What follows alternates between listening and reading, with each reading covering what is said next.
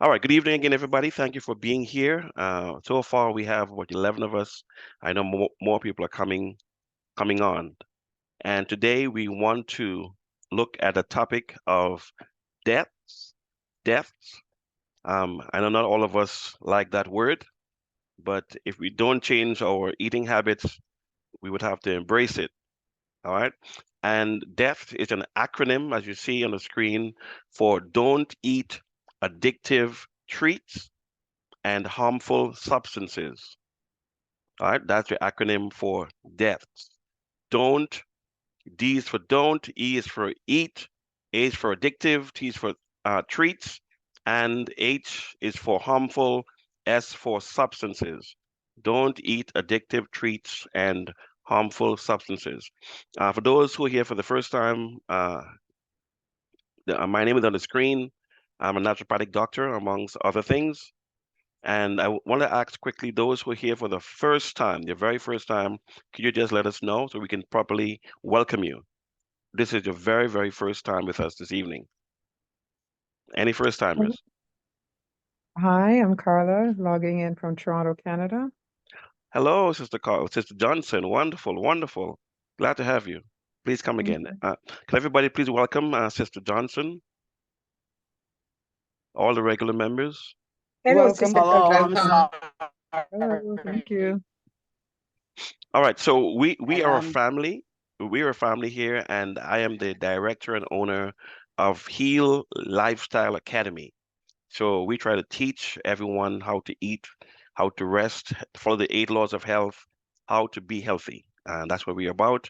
And please feel part of the family. Come again, invite some friends who might need to hear this, even now, be a digital disciple. Text somebody, call somebody to be here. Thank you so much, Sister Johnson. Anybody else that's here? First time? Sister I'm Nancy, here I for am the here. first time. I'm Okay. here for the first time this time. This is Sister Nancy Hamilton. We want to welcome Yes, you for being here. It's a pleasure to have you. And where are you hailing from? yes. I am in Rio Claro. Oh, you're in Trinidad. Yes. That's my home country. Welcome.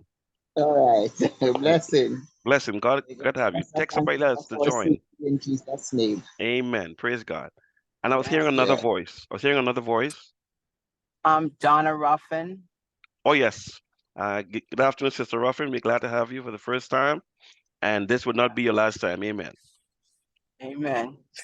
So please welcome Sister Hamilton and Sister Ruffin, would you, folks? Welcome, welcome, welcome. Thank you.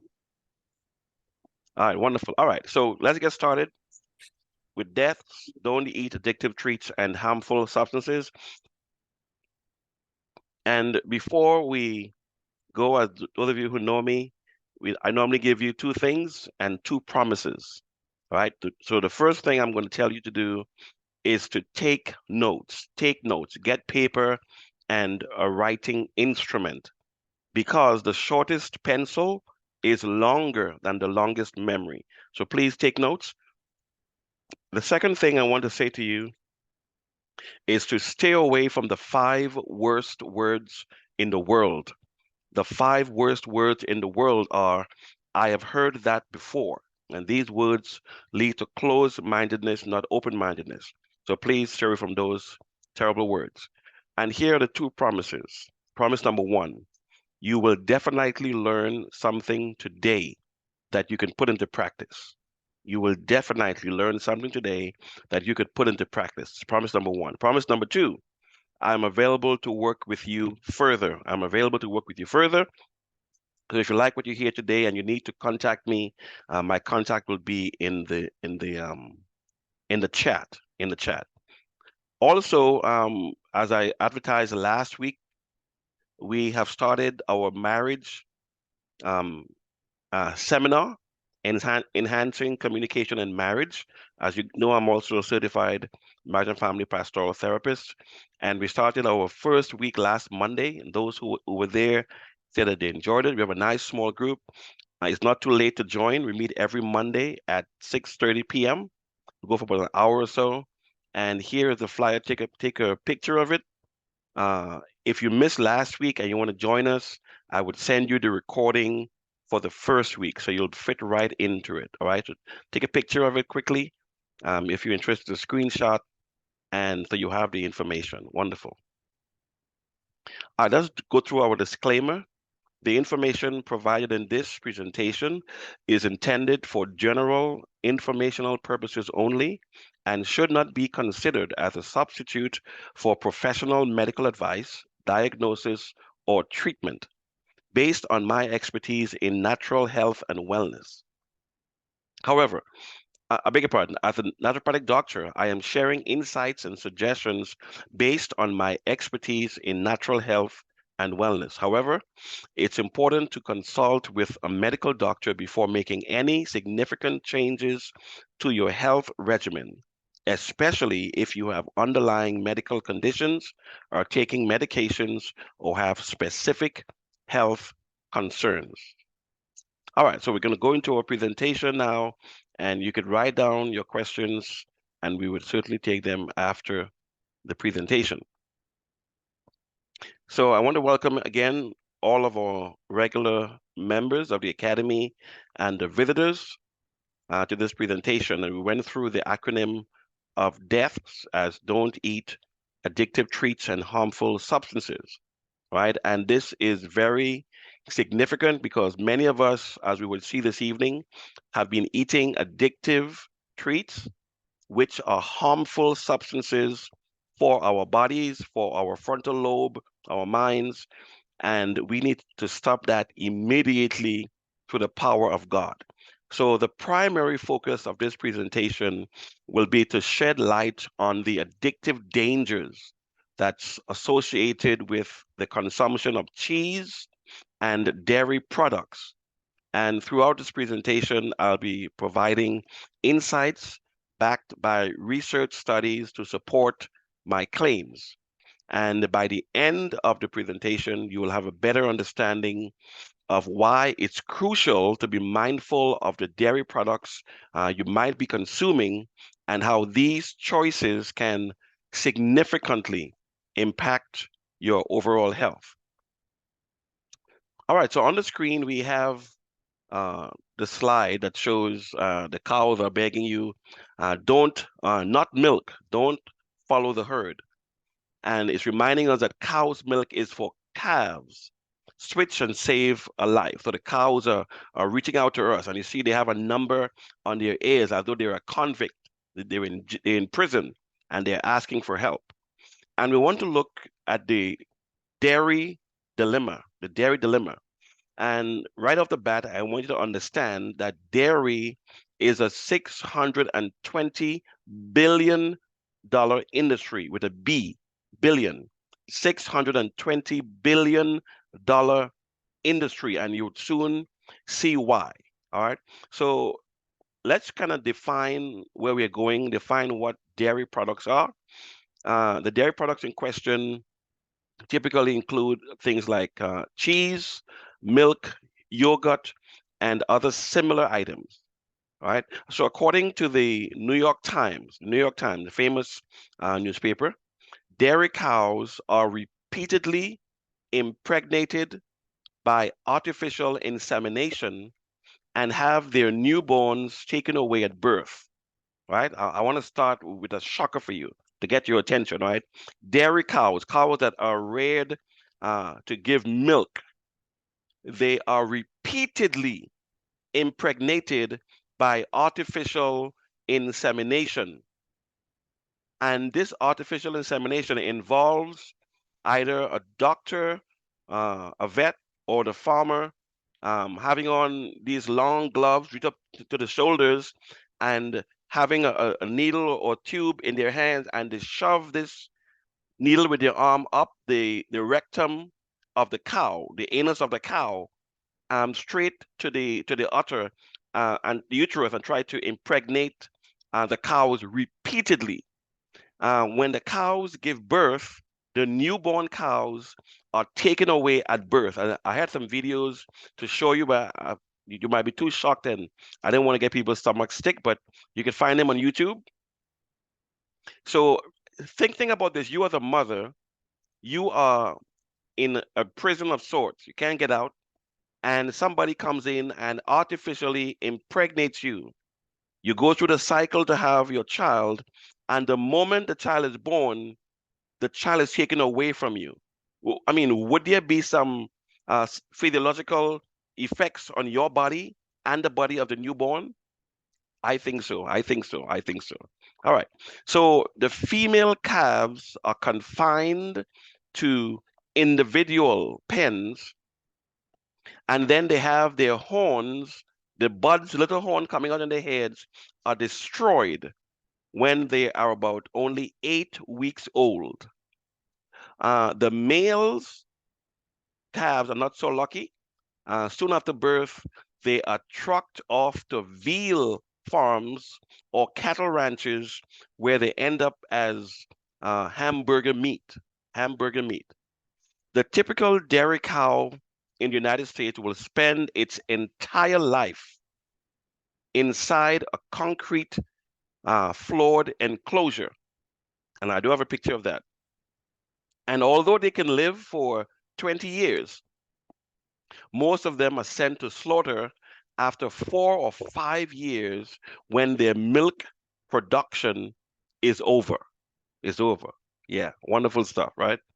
Okay, so let's look at the historical importance, right? The cultural, societal significance. The dairy products have a long standing presence in the diets of various cultures around the world. If you look carefully at the screen, you'll see there are some cattle right here.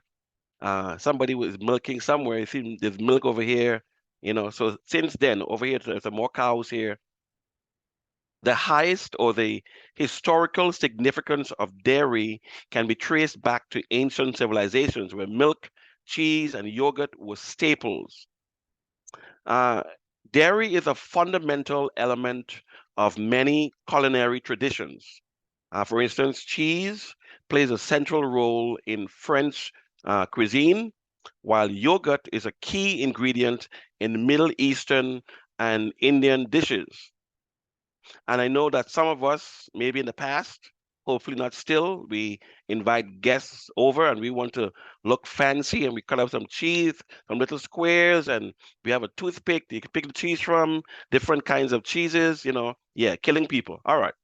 So dairy products have been a primary source of essential nutrients, such as calcium and protein, in many diets. In some cultures, dairy items are consumed daily as part of traditional meals.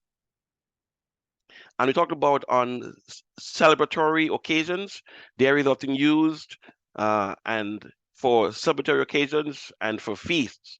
We talked about the cheese platters, a common feature at weddings and gatherings in several cultures.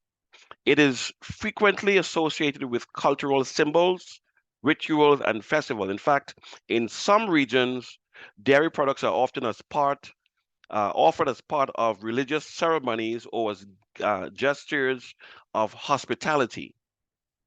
Dairy products are consumed around the world. It contributes to a multi-billion-dollar industry, as we talked about, and it has impacting various economies. The dairy industry plays a very crucial role in both rural and urban settings. And as we delve into the dairy dilemma, we'll uncover the addictive and harmful nature of these seemingly innocent dairy products and their profound impact on our overall well-being. So your brain and cheese and dairy products, your brain and cheese. Now, I need to explain that there are certain compounds, and I would repeat this as we go ahead, found in dairy products, particularly cheese, that can trigger addictive responses in your brain. And substances like casein and casomorphins are present in dairy in general and can have opioid-like effects, which lead to cravings for more cheese or dairy-based products. If you're wondering why you love the cheese on your pizza so much, it's because it's addictive. Uh, Casomorphins, protein fragments derived from the digestion of casein. Commonly consumed dairy products like cheese and ice cream, which often contain additional ingredients such as sugar and trans fats, can increase their addictive potential. Now, opiates comes from the word opium. Opiates are mind-altering drugs derived or related to opium, right? And the cheese has that effect on your brain. Let's go deeper. Let's go deeper. Your brain on cheese. We're going to look at the research from the University of Michigan, right? So research, before I show you this one, right? Research done at the University of Michigan and published in the United States National Library of Medicine investigated why some foods cause addictive behaviors. The results show that the more processed and fatty the food was, the more probable it was to contribute to addiction. And the food with the most addictive like eating was pizza. It was ranked as the food most associated with indicators of addiction. And this was due to the cheese on the pizzas that contained the protein called casein. Now, I want you to consider this.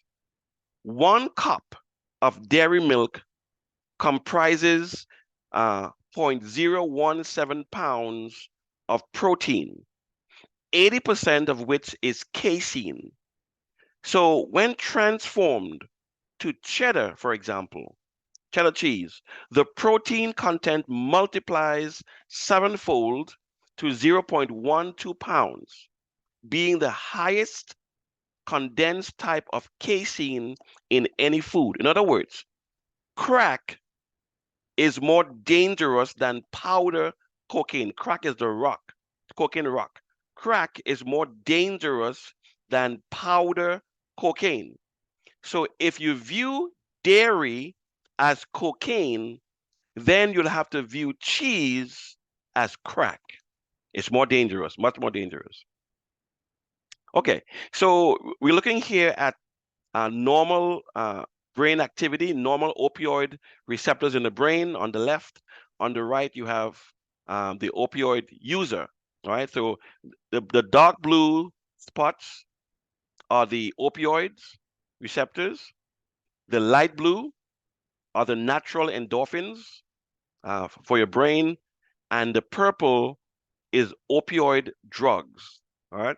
So inside dairy products like cheese, there's something we talked about called casomorphins, and they act a bit like addictive substances because they have the opioid-like effects as they break down in your body. So when you eat dairy, as the casein undergoes the gradual digestion, these casomorphins connect with parts of your brain, as you see on the screen, the opioid receptors in the brain as heroin and other narcotics, resulting in a little bit of dopamine. And that is linked to addiction. So when people say, I'm addicted to cheese, it's not a joke. There's actually some science behind it. So casomorphins are able to pass through the protective barrier around your brain and latched onto dopamine receptors in your brain. This action then prompts your brain to release dopamine, which is a neurotransmitter that's associated with making you feel good and rewarded. And of course, this normally leads you to want more, the same as taking the crack cocaine. You feel that pleasure, and to feel the same pleasure again, you got to take more. You got to take more. And there are millions of people that are suffering from a cheese addiction, millions of people. Dr. Nicole Avina, assistant professor of pharmacology and systems therapeutics at Icahn School of Medicine at Mount Sinai. She conducted research that argues that cheese is addictive in a very similar way to drugs because of the chemical called casein, which is found in dairy products and can trigger the brain's opioid receptors. She said that this is a first step towards identifying specific foods and the properties of foods which can trigger this addictive response. This could help change the way we approach obesity treatment, for example. In other words, you get people off of the addictive foods because cheese is fattening, by the way. You can help with obesity. She says it may not be a simple matter of cutting back on certain foods, but rather adopting methods to curtail smoking, drinking, and drug use. Drug use, yeah. Okay, what happened there? All right. I moved too quickly there. Devil is a liar. Let's go back. There we go. All right. Now I want to talk to you about addiction still, but baby addiction. Oh, there we go again. Yeah, baby addiction. Now, a number of researchers are confident that this addiction, baby addiction, happens as a way to guarantee that babies, whether they're humans or cows, for instance, prolong nursing throughout their infancy. In other words, we're saying that just as you see this calf here getting the milk from the mother, the calf becomes addicted to the mother's milk, and that bond is formed, just like a human baby being breastfed. That creates a bond to the mother, and uh, it prolongs nursing throughout their infancy, and this assists in the survival of the species. And we'll go further into that in a minute, right? The breast milk is very important to a baby. This helps clarify why you seemed happy when you were nursing as an infant, as well as why uh, your experience of eating cheese feels so good. Now, I remember, well, my mother told me that when I was a baby, I wanted both breasts. I would be on one and holding the other one, waiting to just turn there. I loved breast. Breast is best. That's why I'm so healthy now. Praise God. Breast is best. Give the baby the milk. Stop being selfish. Amen. Okay, I want to look with you on this slide here, right? And we're looking at the types of milk and how it relates. On this side, you see fat, protein, carbohydrates, whole milk, low fat, 2%, low fat, 1%, skim milk, and mother's milk. Now, if you look on the chart, you will realize that mother's milk, this section here, mother's milk is higher in carbohydrates. Do you see that? Of all the whole milk, the low fat 2%, the 1%, the skim milk, mother's milk is the highest or equal to skim milk, but highest here in carbohydrates. Things don't always go as expected. Okay, just give me 1 second here. All right, thank you so much. Yeah, so mother's milk is higher in carbohydrates and lower in fat. It is lower in fat and protein than cow's milk, the whole cow's milk, right? You see that? The fat and the protein. Mother's milk is lower than whole milk. Skim milk here is considerably lower in fat, but also much higher in protein than the mother's milk. All right. I think I made a mistake here with this. This should be 97. So after the first 6 months of breastfeeding, the fat and the protein of mother's milk decreases, while the carbohydrate percentage increases. Do you see that?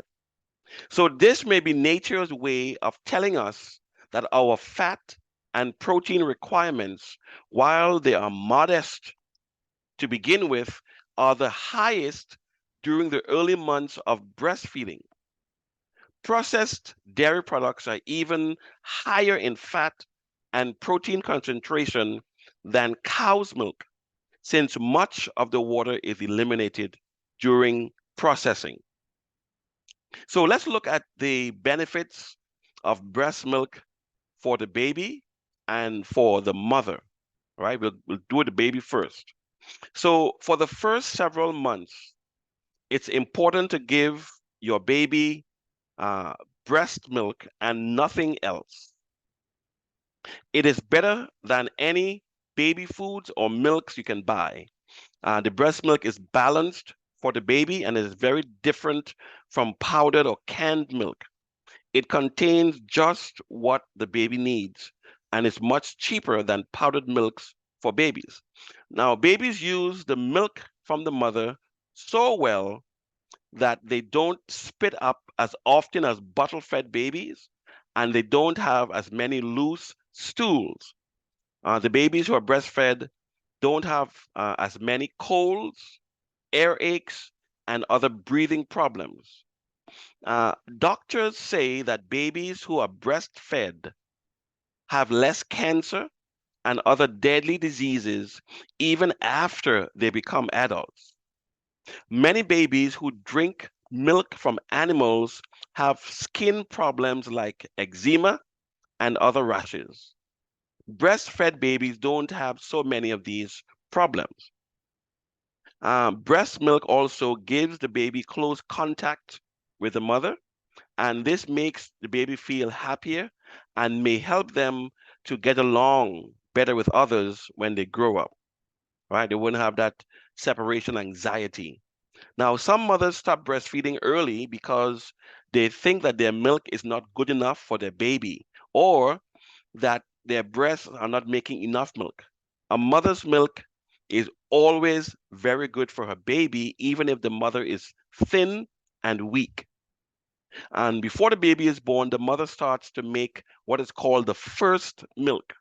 Now, this special milk is a different color and it looks a little bit like yellow water. That's called the first milk. This first milk is just what the baby needs in the first few days. And it is not too strong, it is not too weak. It has many good things that protect the baby against disease. Now, let's talk about the mother.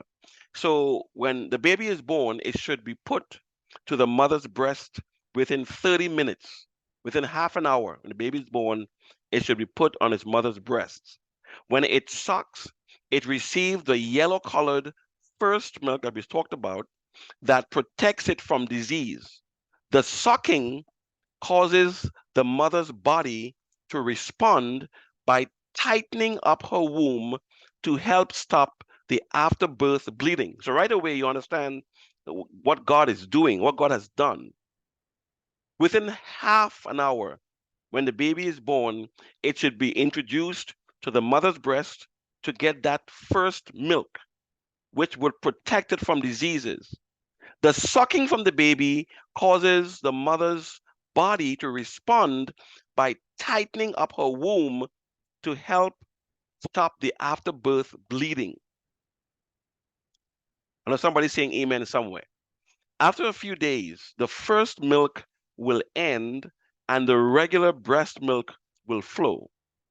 And this is the most perfect food a baby can have. God made it especially uh, to make the baby grow and protect it from disease. Now, that doesn't mean that children who are breastfed will never have illnesses, right?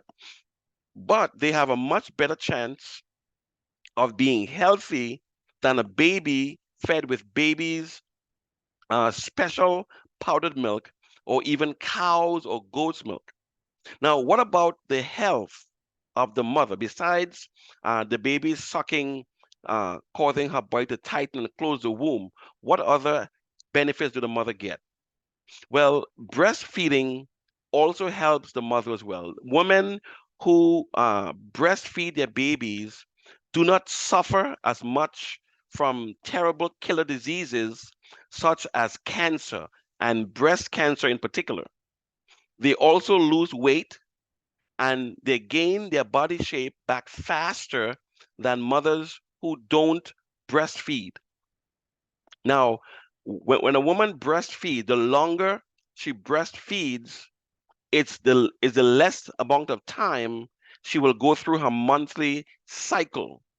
The less a woman goes through her monthly cycle is the less chance she has of contracting cancer, uterine cancer or breast cancer. All right? God is a wonderful God. Amen. Now, breastfeeding also protects from having another pregnancy right away, especially if the mother only breastfeeds and does not give any milk from the bottle. Now, doctors recommend that mothers should breastfeed their babies until they are 2 years old. I know somebody's like, what? Yes, again, talk about the cancer thing, right? Till they're 2 years old. So, I mean, after a while, you'll introduce some whole foods, but you still want to breastfeed a child until they're 2 years old. It protects you, it protects the baby. The longer the baby is breastfed, the greater the benefits to both the mother and the baby. Now, research supported by the National Cancer Institute, the National Institutes of Health, and the World Cancer Research Fund has revealed that women who included a daily intake of a quarter to a third cup of cow's milk in their diet faced a 30% higher risk of developing breast cancer. An increase to 1 cup per day elevated the risk by 50%, and a consumption of 2 to 3 cups daily was associated with an 80% higher likelihood of breast cancer. So there was a contrasting study, right? In contrast, the study also points to evidence that indicates that vegans, as opposed to lacto over vegetarians, displayed lower rates of breast cancer compared to non-vegetarians. Now I want to look at some health consequences of meat and dairy, right? The meat from the cows. And you can look with me on the screen. It says here, women who drink 3 or more glasses of milk per day have a 60% increased risk for developing a hip fracture. Now, wait a minute, hold a minute. Most of our lives, we were told that dairy milk strengthens your bones, it's good for your bones. But now we are finding out that women who drink 3 or more glasses of milk per day have a 60% increased risk for developing a hip fracture. Drinking 3 or more glasses of milk also increases mortality risk by 93%. So for each glass of milk, you risk dying from all causes increases by 15%. That's death, right? Not my words. What about heart disease? There is a connection between excessive dairy consumption and heart disease. This is because the dairy contains what we call saturated fats, which can lead to elevated cholesterol levels and an increased risk of heart problems. Now, you need to know this. Beef, red meat, that does not digest in your system, no matter how you chew it, and it's full of blood and other nice things that you don't want in your body. Beef contains 29% of fat. Chicken contains 23% of fat. Beans contain only 4% of fat. And do you want to know how much fat cheese has in it? Cheese has more than the total sum of the beef, 29%, the beans, 4%, so that's 29 and 4, that's 33, and chicken, 23%. 33 and 20 and 23 is how much? 56. Cheese has 70% of fat. So milk and dairy products containing milk fat are major food sources of saturated fatty acids, which have been linked to increased risk of cardiovascular related clinical outcomes such as cardiovascular disease, CVD, or coronary heart disease, CHD, and even a stroke, even a stroke. Uh, Osteoporosis. Let's talk about in the last slide here that women who drink 3 or more glasses of milk have a 60% increased risk for developing a hip fracture, and that's because of osteoporosis. We dealt with that last week. If you weren't here and you need the recording, just put your email in the chat. Say I need a recording from last week, and we'll have it sent to you. Now, according to research findings, dairy products appear to be or to offer limited, if any, advantages when it comes to promoting bone health. An analysis that was featured in the British Medical Journal reveals that the majority of studies do not establish a clear association between dairy consumption and the occurrence of bone fractures.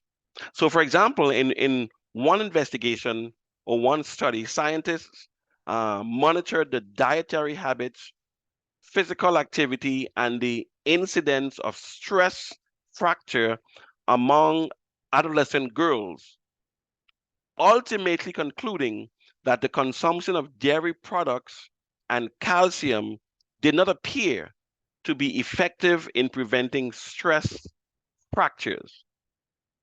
In fact, a study uh, that was done separately with over 96,000 people, it showed that men who consumed more milk during their teenage years seemed to experience a higher rate of bone fractures when they became adults. What about inflammation? Dairy products may contribute to chronic inflammation in some individuals. The components such as the casein and the lactose may cause you to be sensitive to it and cause a inflammatory response. This inflammatory response can have various health implications. And we talked about last week about histamine in your body, that whenever it thinks that there is a foreign substance that's a poison, it secretes inflammation to envelop that poison and get out of your body.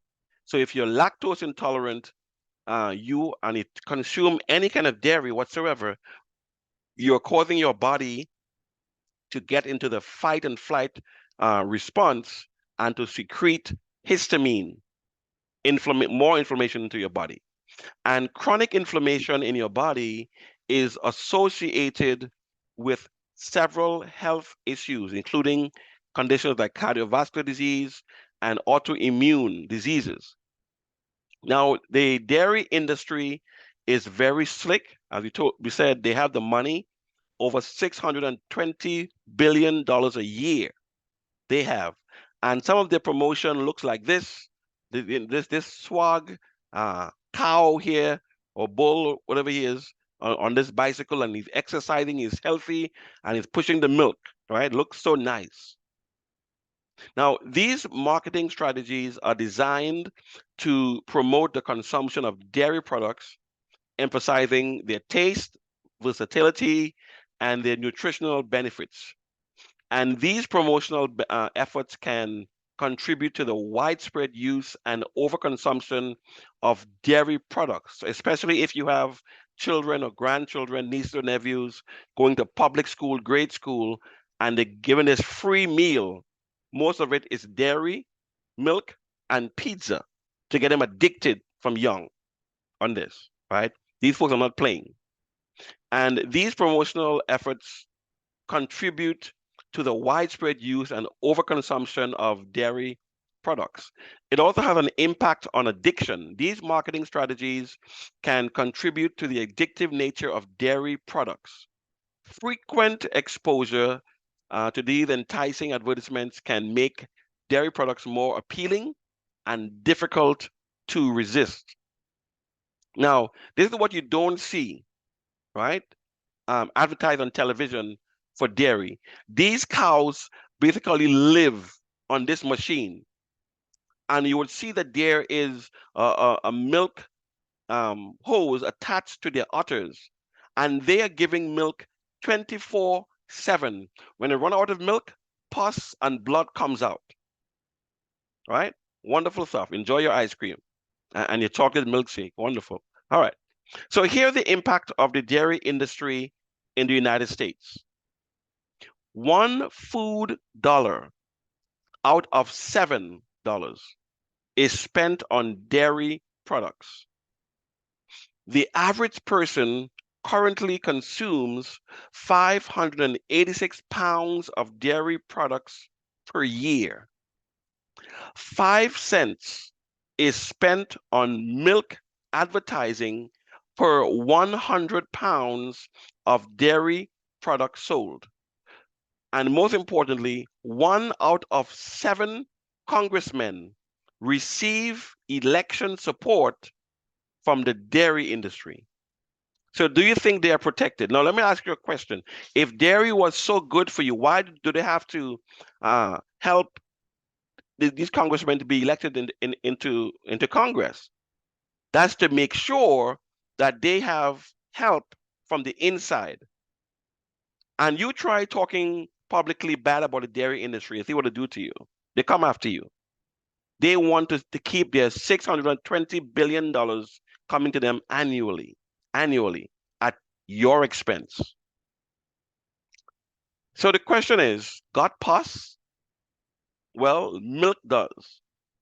What's in a glass of milk? Let's go through it slowly. 135 million pus cells, bovine growth hormones, and you wonder why our young people, especially our girls, little girls in grade school, are so heavy-chested and look so mature, voluptuous. It's because of the bovine growth hormones that you grandma, that you grandpa, that you uncle, that you auntie, that you mommy, you daddy are giving to them to get them in trouble with those sick people out there. You are doing it. A glass of milk also has antibiotics. It has feces. I was looking at a video showing some cows in it looked like quicksand, but it's feces. They have nowhere to lie down. The flies are bothering them. There's blood coming out of their nose at night. They have nowhere clean to lie down. The people don't care. The cow with the feces on the udder is attached to the hose to give milk. The nice, clean, white milk that appears in your glass is full of all this stuff here. 51 milligrams of cholesterol. 1 glass of milk has 300 calories, 16 grams of fat. It also has acidic protein, which leaches calcium from your bones. Now, hold up. The milk industry said that we need to drink milk to get calcium for our bones. But here we are finding out that 1 glass of milk has acidic protein, which leaches, it takes out calcium from your bones.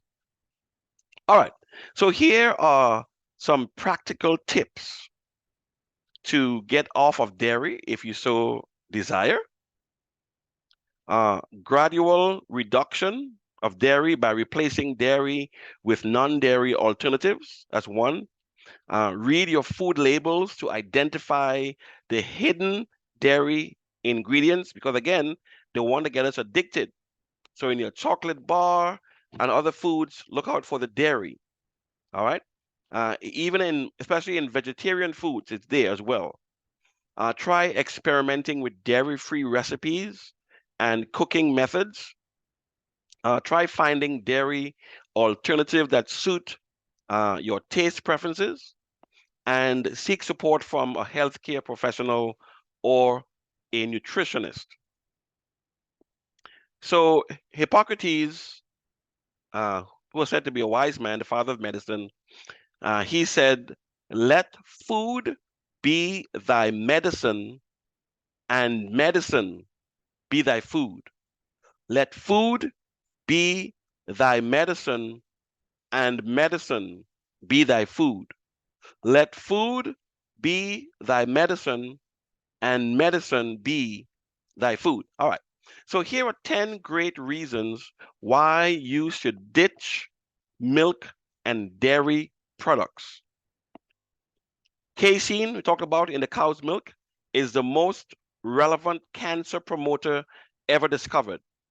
Research has shown that there is a direct link to meat, especially cow's meat, to cancer, and a direct link to dairy milk to cancer, a direct link from dairy milk to brain problems like Parkinson's, to dementia, Alzheimer's, a direct link. Another reason number 2, the growth hormones in dairy products clog your pores and cause acne, eczema, and psoriasis. Number 3, it's linked to chronic diseases like osteoporosis, talked about that last week, heart disease, diabetes, etc. Number 4, the calcium from the milk is poorly absorbed compared to plant-based calcium. Number 5, lactose doesn't digest properly, leaving people chronically bloated, gassy, and sick. Number 6, you are not a baby cow. Let me say it again. You are not a baby cow. It doesn't matter if you want to identify as a baby cow, you are still not a baby cow. Humans are the only species on the planet that drinks the milk of another species. Humans. Now, and you know what's strange? Most of the people that drink cow's milk, they don't want to be vegetarians, far less vegans or plant-based, but they're drinking milk from a plant-based animal, an animal that only eats grass. So it seems as though the cow is smarter than we are. Moo. The cow is eating the food that God designed it to eat until it is put in a pen and forced to eat other stuff, other dead animals. But the human being that God created with a much bigger brain, the ability to think and to reason, we tell God that what he told us to eat in Genesis 1:29 is not good enough. So here's what we do. The cow who is obedient to God. Now, wow, you're even going to Bible now. Do you remember that Cain killed Abel? The older brother killed the younger brother. Cain killed Abel. Why? Because God accepted the sacrifice of Abel, who was obedient to God. Cain was disobedient. Cain was a vegetarian. Mercy, Lord. Cain brought vegetables to God when God asked for a lamb. Here it is now. We who are the descendants of Cain, we are killing the animal that is obedient to God, to his dietary laws, so we could be disobedient to God by eating the dead obedient cow. When you go home or later tomorrow, you'll figure that one out, right? So we're the only species on the planet that drinks the milk of other species. Number 7, the milk makes losing weight difficult due to high saturated fat content and inflammation. Number 8, the milk is packed with saturated fat and cholesterol, increasing cardiovascular disease or the risk of the disease. Number 9, there are much tastier alternatives like coconuts and almond-based milks and yogurts from these items. And number 10, cheese has a strong opioid effect on the brain, making it dangerously addictive. All right. That's the end of the presentation. You may have questions that I might be able to answer. If so, you can go right ahead and ask your questions. Okay, no questions. Wonderful, wonderful. All right. Then we could end here if there are no questions. My hubby has a comment. So y'all wait until I'm ready to go, and then you're gonna respond to me. Some of y'all need to stop drinking cow's milk. You hear me? Stop it. Yes, Kevin.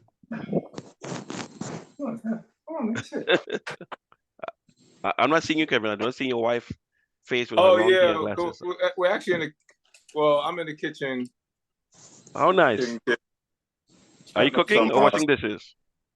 No, I was chopping up some vegetables. Okay, wonderful. I was just listening, but yeah, very great presentation. Thank you so much. That's always a question, so that's why I waited for anybody to have a question. But I just want to make a comment that I grew up a little bit on dairy, like in elementary school when I went to public school. Then I think in my teens, in my early 20s, I realized this thing is not for me. Gas and this wasn't doing it for my body. So I went to the lactose-free milk. I did that for a while, and eventually, that was I've been a work in progress. In other words, I progressed over the years, and it's probably a good 10 years now. I've given up on all dairy. I think yogurt was the last dairy food I would eat, but for the most part, I try to give up all dairy, milk-based products, milk directly. That was the most abusive to my body. Cheese, I never liked cheese, except my grandmother's big macaroni and cheese pie. That's been like 30 years since she's been gone. So I've been, it didn't take. I just switched that off real quick. Getting away from cheese, dairy, cottage cheese, olives, all those things. They don't even look good. They don't even look good. So, but however, where I am now in 2020 is just that for the most part in our household we buy mostly plant-based. At least 80% of our shopping cart is fresh fruits, vegetables. We get grains, things of that nature. But occasionally we do, we're living in a real world, we're busy, and we do have to buy prepackaged food. And what you have to be so careful about is, like for me, I'm just so sensitive, maybe as I'm maturing, is that I have to be so careful about these trace amounts of milk and a lot of things. They put milk in everything. I said they put milk in, it could be, it might be, it could be a sauce or something, I may want to try. They may look fine. Oh, it's vegetarian. We look on the back, it says milk. This is not milk. If it's not milk, I'm watching out for soy or wheat. Those kind of ingredients. But the milk, I said, they put milk in this? They put milk in everything. And I mentioned some of the other ingredients I just mentioned. So I just want to share that with the audience. You have to be so careful when you buy these prepackaged foods that you may not think have milk in it. They're putting a little bit of milk in there. And then, and then if, to me, just a little bit, if I don't want it in my body, I just don't want it. And I know when they say milk, it's not a plant-based milk. It's a cow's milk. I don't want no part of no cow. I don't want part of the cow inside of me. So I just wanted to share that with everybody. Everybody be vigilant about reading those labels when you do buy prepackaged foods, because they are relentless with the dairy, the milk, and like I said, and it's things that you wouldn't even suspect. So that's right. That's my comment. All right, thank you, sir. Appreciate it. My dairy milk cheese comment. Nice. Pastor. Yes, ma'am. So I just want to say something. How powerful these people are. Remember when Oprah made a comment about burger, and they almost crucified her. And that's right. Also, Mrs. Obama was trying to change the lunch. Yes. For children, and I noticed she had to just stay away from that and went to exercise. So these people are determined. If you go on YouTube, a lot of these people, doctors now are telling you that their intention, the powers that it is to kill us off with the bad food. That's right. So I'm just saying, people, as the gentleman said, read your label. Eggs and cheese. I thought they were short on dairy. Egg and cheese is in everything that Mm-hmm. you buy today. That's right. So I think it's possible not to buy this pre-packaged stuff and make your own things. Sister Brown, it's a lot of people a lot of people I talk to, they would say, well, Doc, it's so difficult to decide what to eat. I mean, everything is bad. I don't know what to eat. And, I said, that's not really true. Yes, it's a game changer. It's a lifestyle change. But like anything else, you learn to ride a bicycle, you learn to walk. It's one step at a time, one step forward. Keep moving forward. And if you ask God, if you tell Lord, I want to obey you, I want to follow what you give me to eat, in Mhm. the Garden of Eden, please direct me. God will begin immediately to give you wisdom.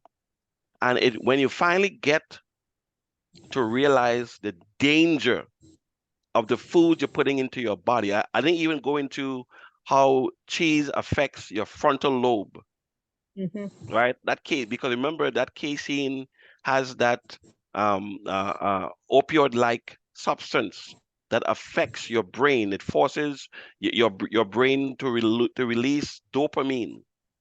It forces your body to go into that fight and flight response. And we talked about it, I think it was last week. Your eyes begin your pupils begin to dilate, your blood vessels begin to dilate, to get wide. Your passage, your breathing passage begins to get wide. I mean, the body goes through all of these changes just because of your taste buds that God can change if you ask Him. So But I'm just, yes, go ahead. sorry, I think too this fake cheese that they make. I think we need to be careful not to eat too much. I used to love macaroni and cheese with this substitute, Hmm. and I think we have to be careful too. Yes, Yeah, you we got to put. make your own. As a matter of fact, I wasn't Yeah. sure. I asked Miracle, my two daughters, to make me a video, for you guys of how to make your own cheese. Please send it And to us. I would love the that. video is 10 minutes long, so that's why I didn't play it. But if you guys want to see it, I can play it for you now if you want to see They it. they will Yes? Yes. have to wait. They will have to redo it. They messed up though. Or they messed up? Oh, Okay. Okay. So my wife said okay. they messed up. So they will Mhm. redo the video. And if you want the video, just contact me, email me. Hey, I need to get the video for the cheese, and I'll have it sent to you. All right. Of course, if you send me a love offering of 1995 plus shipping, I'm just kidding. I'm just kidding. Of course, I'll take the love offering, but yeah, but it's free of charge. Free of charge. What All right. about if I ask you on your WhatsApp, because I don't go much on Okay. All my right. my- Yeah. Yeah. Yeah. That's yes, fine. That's fine. You can yes, WhatsApp me. thank you. Thank you. That's fine.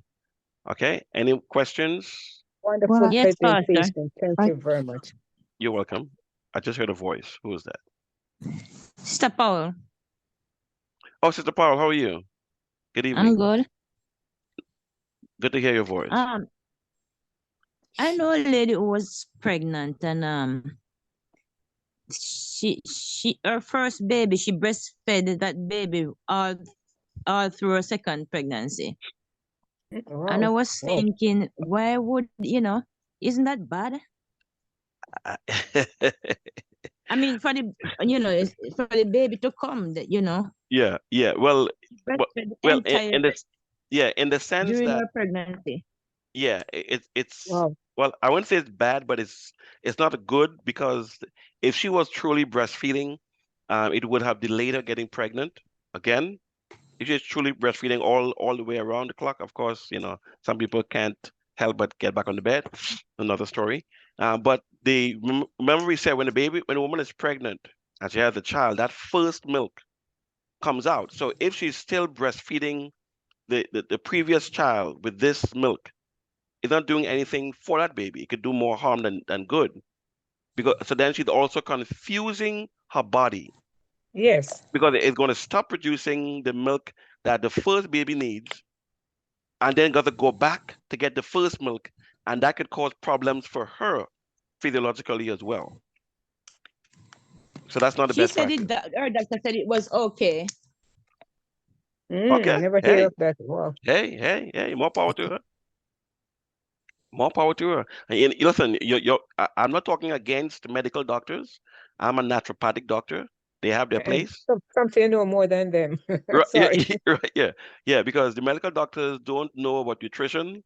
They know about Mm, medication. They know about right, drugs.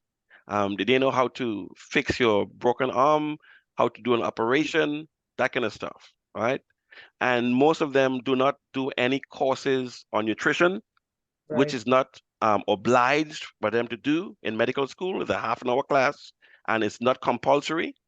And they will tell you anything to keep you coming. It's like going to a mechanic as a woman without a man, and they figure you are ignorant of how a car works. You go to fix your brake, and by the time you hit the road, you leave the garage, one of your lights not working, right? They make sure they make you a repeat customer, in other words, some doctors, because they have bills to pay, medical school, the car, the golf course, all that kind of stuff, right?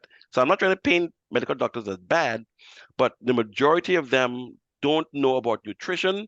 They only know to give you a pill. They'll give you 10 different pills because each one of the pills is going to do some damage to your body. So you have to become your own doctor. You have to learn your body. And it's not hard. Step by step. Get books, read, go YouTube, watch, learn your body. Listen to how your body feels. It will talk to you. But many of us have what is called the white coat syndrome. You know, ones that come with a white coat, that's like God. It's like a robe of, they have a robe of righteousness.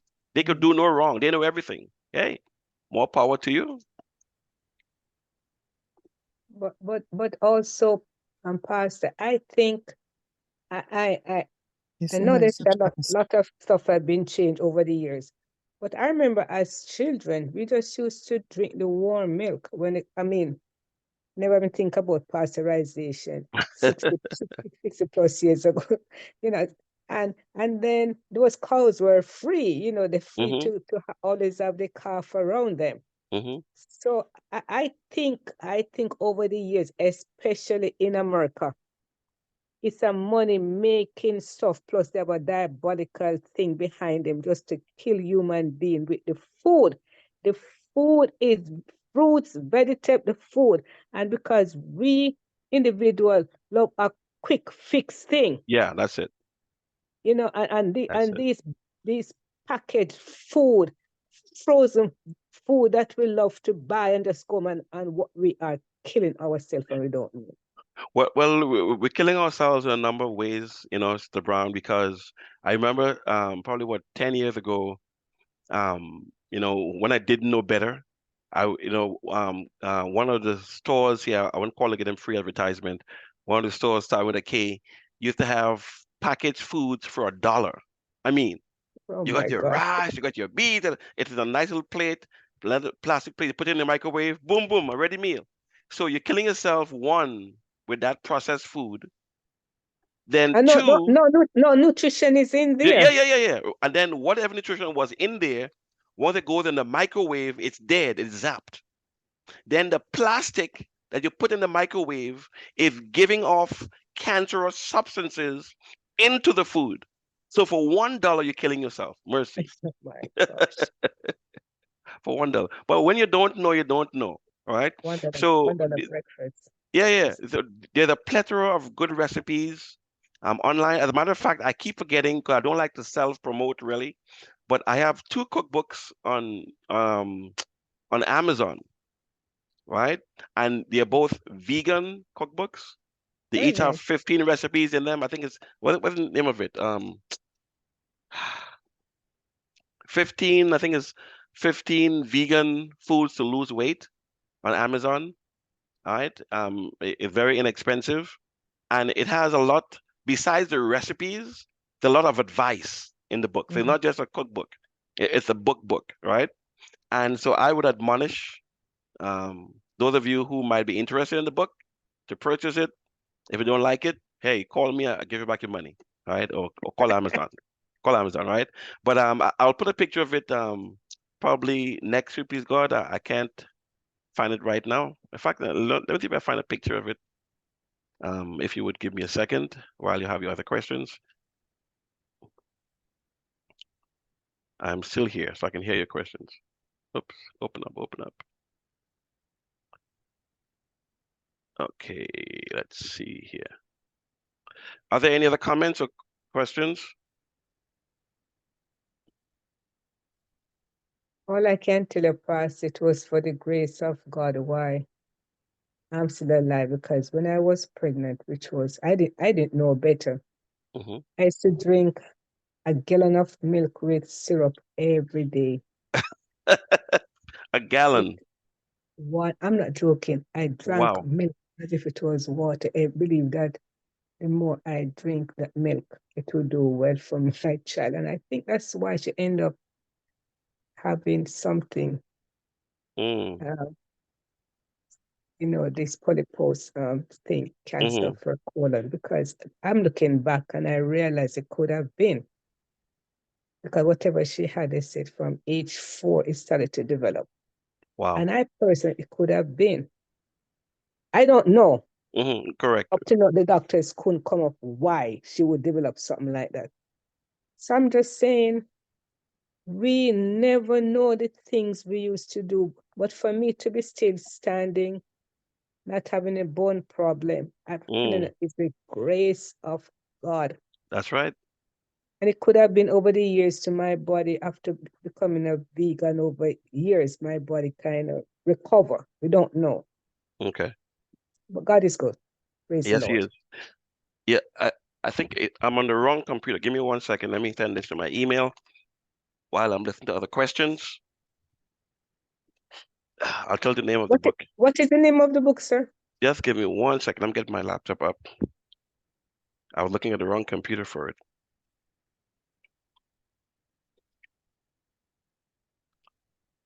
So there are no other questions? Everybody is satisfied? Okay, wonderful. Digesting what we hear. Okay. Doc, good night. Good night.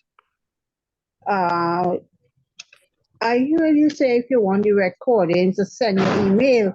But if you do not have an email, how can we get the recordings? My phone number, I think, was on the screen a while ago. You could text me on WhatsApp. I did not see it. Okay, give me 1 second. Okay, so the one of my cookbooks is called I put the 50. phone number in already. Okay, yeah, it's called 15 Tasty Trinidad and Tobago Vegan Recipes to Help You Lose Weight Fast. Let me try to send it to my email to see if I can put it on my screen here. No, let me airdrop it. That should be faster. Okay. Yeah, that was faster. Sister Rainbow, tell the number slowly so people can write it down. Maybe if they don't have. Yeah, I so see I it on looked it up right now. 15 what? Sorry? Oh, I 15 was taste. Okay, sorry, go ahead. I'm sorry. the phone number is 470-295-8353. 470-295-8353.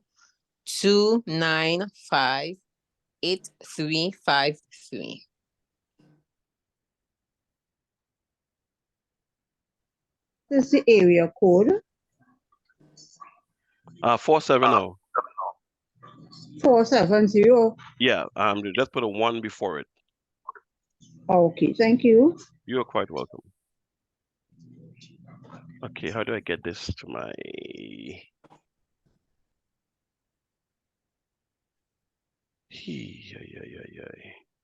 All it says is sweet hands.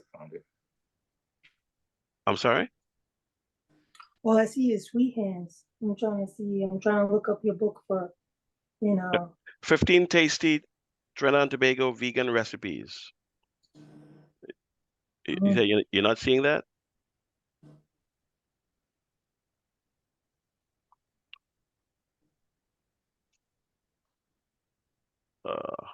I was going to put in a slide and then I forgot. There you go. I found it under your name. Okay. Let me. Dr. Ann Rayborn, yeah. Oh, okay. 15 tasty Trinidad and Tobago vegan recipes. Yeah. There we go. Well, yeah, it's supposed to be 2 of them. Supposed to be another one, just 15 tasty vegan recipes to help you lose weight fast. But yeah, if you put my name, you should be able to find it. Thank you. Can I you see the other one. you see the other one too? It's a similar title. It just Yeah, says, similar title. Just one is American, one is more or less Trinidadian kind of thingy. But it's okay. good. It's good recipes. If I say so We got myself. so a lot of curry and some good stuff in there. Yeah. So wait, so you're saying like the ingredients are specific to Trinidad